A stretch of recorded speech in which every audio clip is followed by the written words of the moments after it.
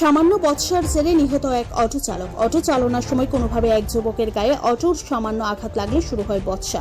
এরপরে এই বচসার জেরে একেবারে খুন হতে হলো 31 বছর বয়সী এক অটো চালকের।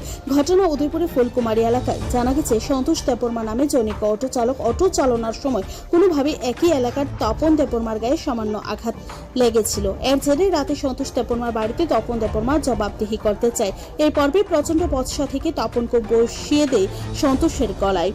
মুহূর্তেই সন্তোষ লুটিয়ে পড়ে মাটিতে। কিছুক্ষণের মধ্যেই তার প্রাণ বেরিয়ে যায় বলে জানা গেছে। কিছুক্ষণের মধ্যে পুলিশ অভিযুক্ত তপনকে নিজেদের হেফাজতে নিয়ে নেয়। গোটা ঘটনায় ব্যাপক চাঞ্চল্য ছড়িয়ে পড়েছে সর্বত্র। আমারে অটো দিয়া লাগাই দিয়ে গেছে প্রথমে। এর নাম কি? সন্তোষ দেববর্মা। তোমার নাম কি? তপন দেববর্মা। কোন জায়গার ঘটনা? কলওয়াটা 2 নং ফুলকুমারী।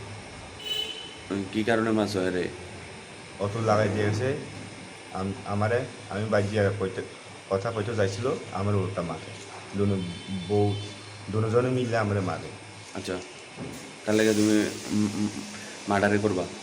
না, প্রথমে আমি যা কইছিল, এরপরে আমার দুজন মারে। এরপরে আমি বাইক থেকে টাও লইয়া গেছে। এরপরে কেউ কুড়াল আর র্যাঞ্চ। হ্যাঁ হ্যাঁ, হ্যাঁ। এক হাতে র্যাঞ্চ, এক হাতে কুড়াল।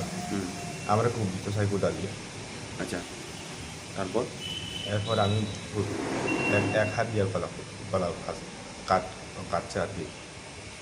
ডাইরেক্ট মেরে এলেছো? হ্যাঁ। ব্যুরো রিপোর্ট, ত্রিপুরা নিউজে।